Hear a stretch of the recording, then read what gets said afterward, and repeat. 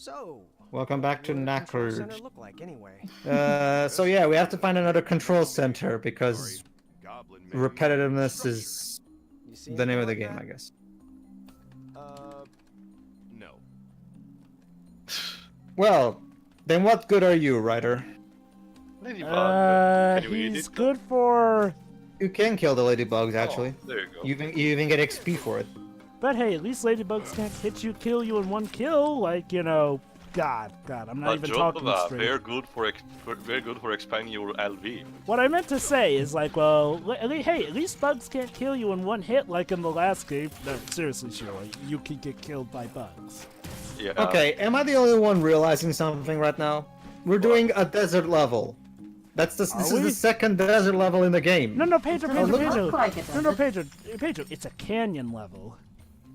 It's totally different. Same thing. I mean, What are you talking about? It's very different. It's a desert of rocks. What a dick. I'll give it this. At least canyon levels have, you know, well, actually, you know, both canyon and desert levels, but canyon levels more so, have a lot of room for potential. You know, maybe you could have a climbing mechanic, or maybe have flying enemies that you have to tackle from every now and then, or maybe a rock slide you deal with, you know, something, Even the characters point out how barren this is. I get that we already had a volcano level in the first game, but still. Oh, I'm sure we'll get a volcano level in this game eventually too. Well, no, not that I remember. Granted, it's been a while since I recorded this, but I don't think we get one. Well, no. do we need one Jova for this?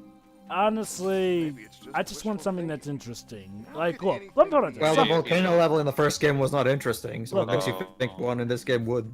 I don't know anything to try. I mean, you know, Sonic Generations reuses a lot of level tropes, yet each of those levels is still fun, varied, and nice and different. Despite the fact that they reuse a lot of greenery or city or...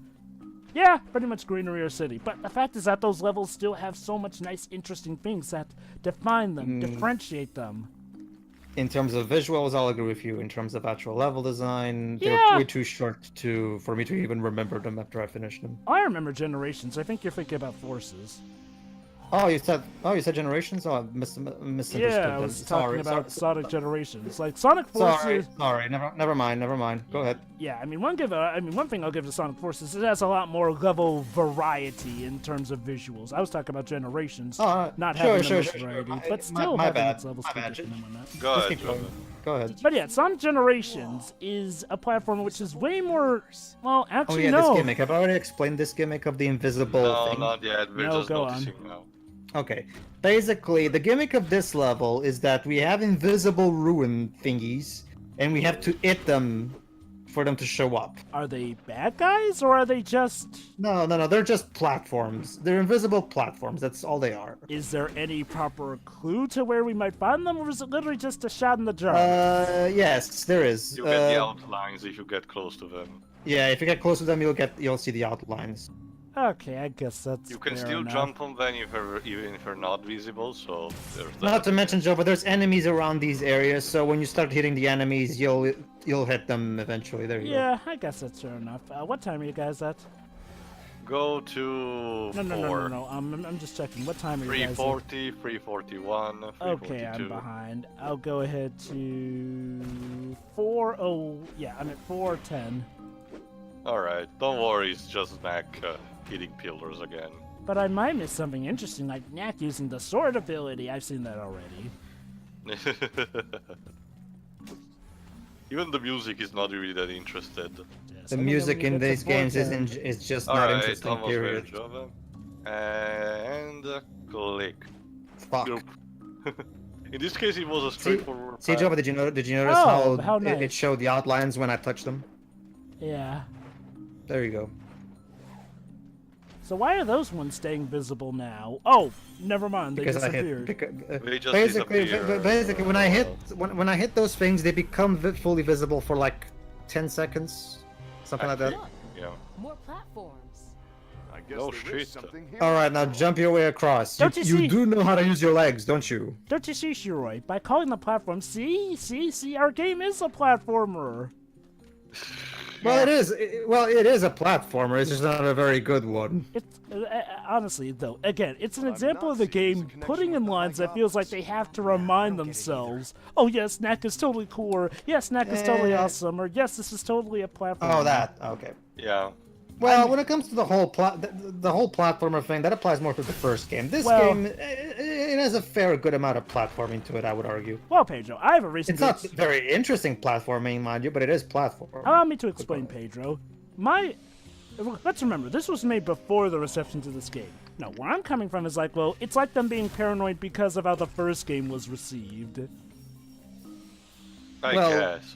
In a sense, like, well, I mean, sure, there's better platforming here, but they probably didn't feel that confident in it. Granted, that's more so conspiracy theory stuff, but it would fit with how insecure this game feels like. It's weird. Knack 1 felt like the pompous entry that which is weird. Sorry. To put it in personification terms, Knack 1 feels like the pompous, naive hotshot who thinks, oh yeah, because I've got this big, rich parent who's supporting me, I'm gonna be the talk of town, I'm gonna be the king of the jungle. And then after said naive person gets, well, you know, brutally lacerated with the realities, then enter in Knack 2, which is like the representation of someone being paranoid because of how much a fool they made themselves out of in their first go. I mean, which is weird. I don't know how true that is because, I mean, Mark in that interview generally feels like he was genuinely trying to improve upon things, and it didn't seem like he came across as insecure about it. Okay, again, like he says with quoting Bane, admirable, not mistaken, nonetheless. Yeah, true. Okay, few things. One, he had a co-writer, so maybe it was the co-writer. Two, what I'm saying is much more a joke than an actual, you know, idea of what really happened, because I generally wouldn't think that unless it's actually confirmed. And to be fair, we have a lot of sad things confirmed on Japan Studios' part thanks to the interview. And three, like Tio said, how someone acts in an interview does not always reflect how things are going on the inside. I'm sure people gave plenty of nice sounding interviews during the making of Sonic 06. Especially Yuji Naka. More experience point. We've already had an entire playthrough to discuss that. Yes. So anyway, we're platforming. Platforming. And platforming. All right, we're done. Now, okay. There you go. Now Why would a platform game be without the platform? Now I know I know what you're thinking, people. It's like SCWRM. Isn't platforming literally just a hero jumping onto platforms or whatnot? Well, yes, in its very basic form, but here's the thing. A platforming game, see, the reason people don't get tired of platforming games like they used to back in the 90s when there was an oversaturation is because platformers, when they're respected, go out of their way to, you know, flavor things up with a substantial amount of content.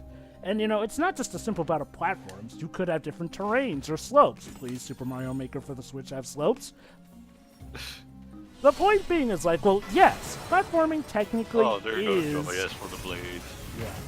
Oh, look, I called it. Yeah. I mean, yes, technically platforming is jumping to different platforms.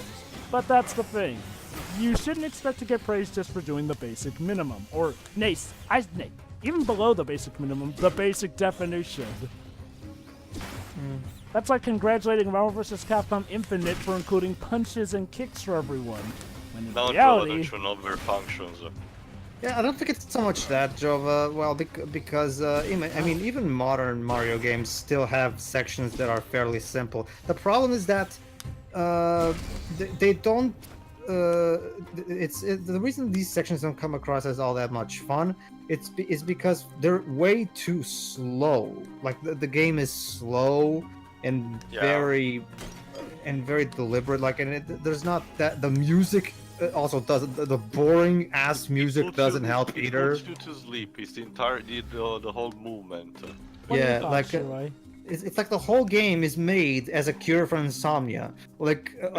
Playing the game is the very act of playing the game is boring because the gameplay is so uninteresting and the music contributes to this feeling of boredom. Go ahead, Shuri. Well, I have to agree because I'm already tired enough and I don't need this. Mm-hmm. Oh, look at that! An invisible barrier! the High Goblins had the ability to hide things. So, Shiri, what you're saying is, STA would say, you did not ask for this. No, I didn't ask for this. It's like Wait, Adam wait, Jensen, wait, he never asked for this. So. I'm sorry. Ryder, you're saying that the reason nobody's seen Goblins from Generations is because of this super secret security technology that Knack can literally get under by going small, which you could even crawl under, you idiots? I mean, granted, yes, I know that I pretty much pointed out last part that the humans could get through most of this shit. I know the boundaries themselves were invisible, but come on, surely an expedition could have brushed up against this stuff. Again, the first game already taught me enough that the humans are really stupid, and I'm more puzzling about the fact how we managed to survive through all of this. Maybe the humans in universe just thought that it wasn't worth it. Maybe there's a good reason why we're almost extinct. That sounds like really an makes me think. That sounds like They an probably deserved it. You know, Well, that sounds technically, like the an goblins are almost extinct. No, remember the humans are only concentrated in minor settlements surrounded by the goblins or something. Was that established? I honestly would have forgotten because the game itself seems to have forgotten about that. But the game itself barely shows any other humans anyway. Hey, Maybe guys. it wouldn't be a problem if the game defined its world better. Yes, we had the lore with Marius and shit, but that explains the background between the goblins and the humans. It doesn't necessarily tell us how the world is structured. Hey, guys. Wouldn't it have been great if Last of Us just said, oh, an apocalypse has wiped out a lot of humankind, and then for the majority we get scenes contradicting that, and then they don't even mention that again. Heck, who even needs the zombies to show that mankind has gone to crap? It's not even necessarily just that, Joe, but they also... According for the trailer, the sequel so far. Well, to be fair, Last of Us 2 seems to be going for a different I know, angle. but it was a good setup for a joke. Sorry, Joe. True. It was. And we haven't even seen all that much to begin with, so... That's what I mentioned so far. Anyway, let's just move on. The main thing, though, is like, well, Joe again, has a point anyway. the main thing is that the problem is like, well, as you were saying, guys, is that how did you? You know what? How did they get through the invisible barrier that only Knack could get through? Teleportation. All right, back to the point we were making. It's like, well, yeah, again, this game and its predecessor talks a big game with their story, but fails to rehabilitate or remind the players over a duration of time. Like, look, the reason we constantly get reminders in a game like Ace Attorney, not only because it's text-heavy, but because those are very important plot details. Granted, yes, you don't need to know those plot details to solve the game here, but not being able to remember those plot details, you can't blame the player for when you've barely mentioned them, and not in a way that's meant to be a good setup. But there's also a severe lack of, geographic establishment. I have no idea how big this continent that we are is, how many islands are in it, what's the division between the seas and the land, shit like that. So all it takes was punching that. There we go. We have revealed that the control center we were looking for was also invisible thanks to that same technology. There was a map, true, the piece that Ryder got compared to the one, but it was so generic that I could not understand too much of it. Whatever, which is fine anyway. It's just, I know, Ava, I know it doesn't make any sense, but we just have to roll with it. So, guys, is it seriously that easy? All we had to do was punch that block as Knack, and that revealed the entire... Chapter 6-2, The Hidden City. Imagine, what if a human had just unknowingly fired a missile in the middle of war? Look at that. Apparently the goblins were already completely prepared. Then why did he not guard the cloaking device?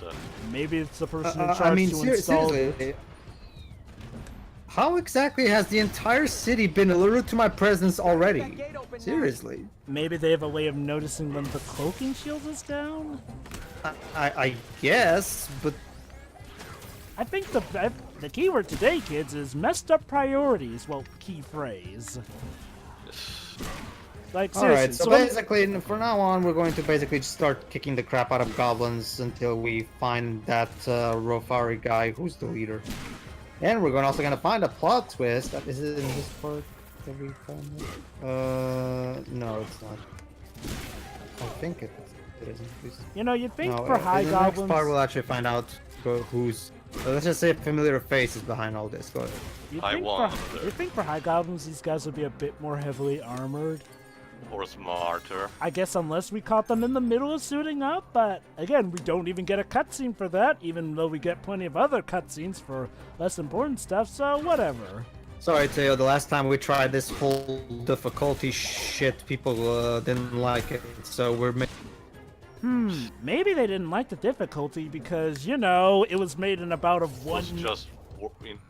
Yeah, it was just made badly. It was like 1 to 2 hits, then dead, even with power-ups. Power-ups that defied the reason behind power-ups, mind you. People in game eternal is allowed to overuse the Dark Souls comparison, but here's an idea, game developers. Make your game, if you want to make your game difficult, make it but it's fairly challenging. That it incentives people to play it, to continue despite the difficulty. Yeah. Like Dead Cells, for example. Here's the thing, devs. People compare games to Dark Souls when they like those games. Like, you know, nobody compared Knack to Dark Souls because people wouldn't want to insult Dark Souls like that. Knack didn't even have fair difficulty. They did it with Crash because they were misguided, I guess. But the point being, if you want to make your game difficult, fine, as long as you compensate the irritating part of it.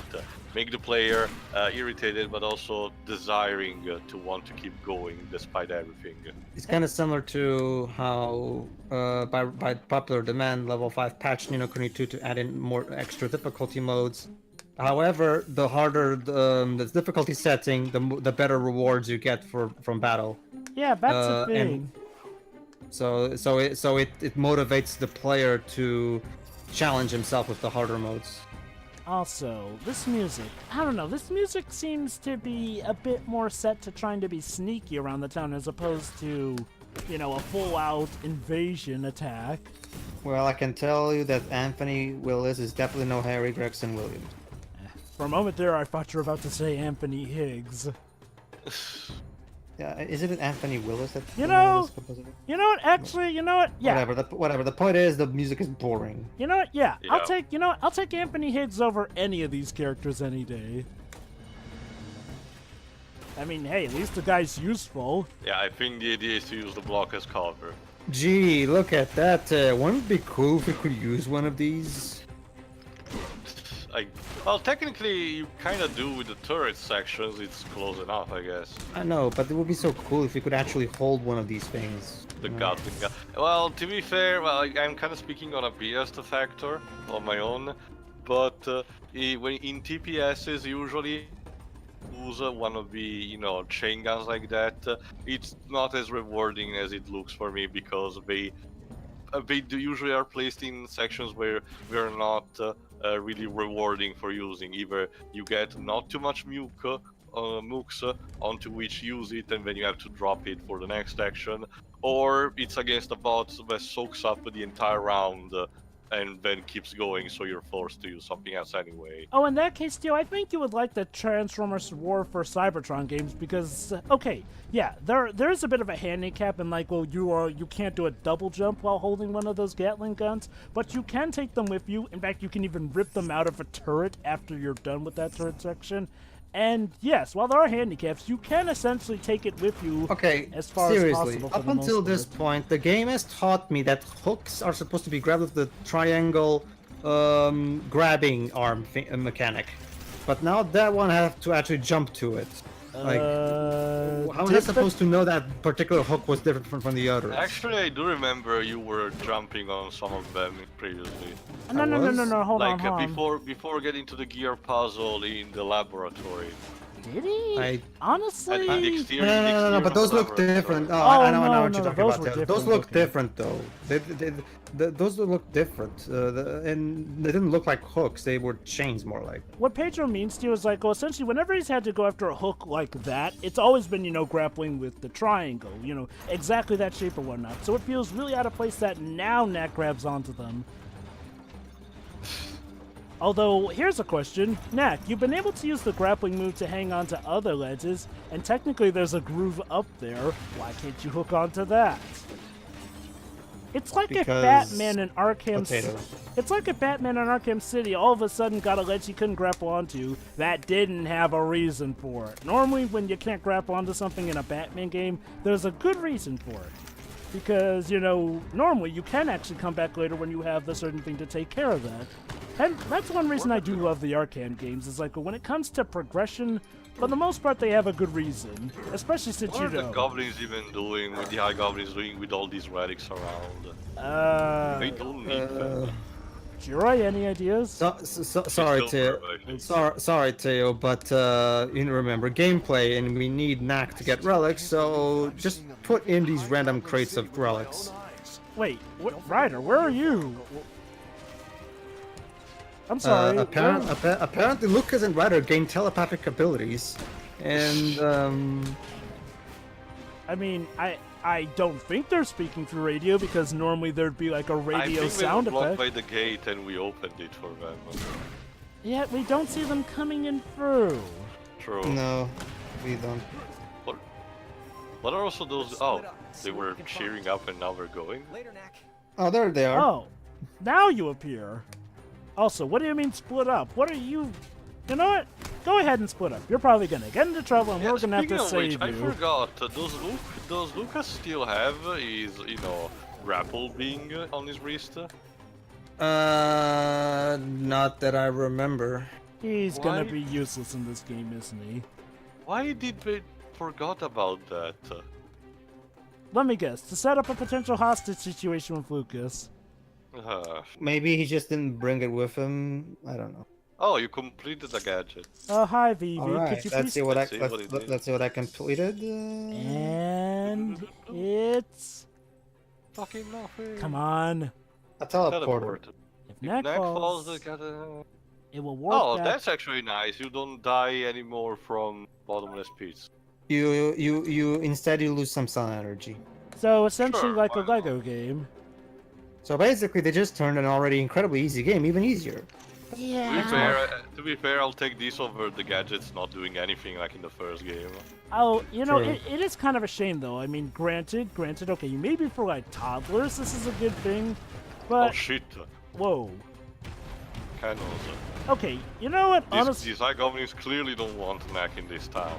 okay, the teleporter does not ruin the game, because essentially it makes it like a Lego game. Like, in Lego games, yeah, death is kind of trivial, unless you want to challenge yourself. But, again, Lego games are kind of more fun. The point being is like, well, I guess the teleporter does work, though it feels weird. Like, shouldn't it be better explained by Knack just, I don't know, reassembling himself from where he fell? I guess. I mean, you know, I'll admit that's more of a nitpick, which is kind of sad because I realize that most of our complaints have not been nitpicks. All right, let's continue through And now the music is actually worse.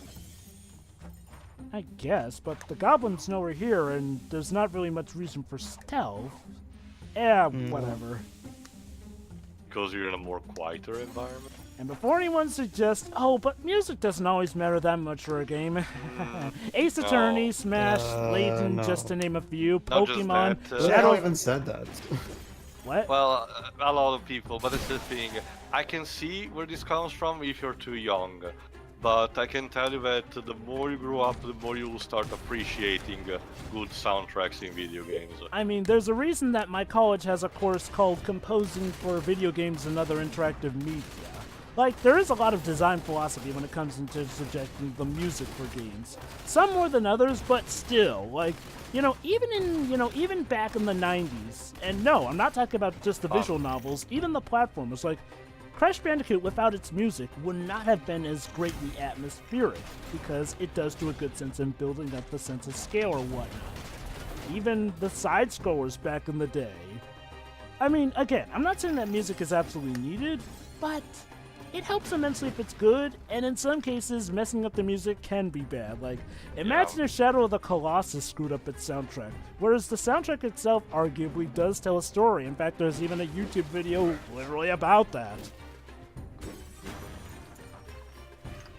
There's also one of the videos, for example, that Antidude made about the Yoshi's Island games shows that the new one, the one for the 3DS, may have been overall okay for the most part, but some specific parts of the soundtracks are just that awful that you cannot stand, like with the kazoo. Jesus. And need we say anything about the infamous PS2 version of He's a Pirate on Kingdom Hearts 2? Yeah, thank goodness it has been fixed for the remasters, but oh boy, that MIDI was clearly audible in the original. Yes. It's like this. Bad music can ruin the mood for a player. Now, while it may not always have... Personally, I never really minded it much. Oh, well, I didn't mind Yeah, it that we know, much but either. whatever. But The point. it's mainly more of a that's the mini thing. example. It was clear. However, the difference was clearly still noticeable. Like. Oh, don't get me wrong, I'll take the orchestral version any day. It's just that I never really minded the MIDI version back in the day anyway. I didn't mind it that much either, but I could see where people were coming from. Not only that, I guess. Look at it that, was more guys. We're a like- gigantic Knack, beating the crap out of things. Hey, really? you know And what's... that's another thing. Even when he's big in this game, Knack doesn't look that impressive. You know, that is a sad thing. I mean, again, for as many problems as the first game had, at the very least, it did run with praising, well, not so much praising itself, but it did go with the huge spectacle of Knack getting huger and bigger. So at Yeah, least remember the climax, he literally becomes like gigantic, and we even actually see like when he gets near the humans and stuff like that. yeah, exactly. I mean, there, Does you know, he do Knack... that again at the end of his game? No.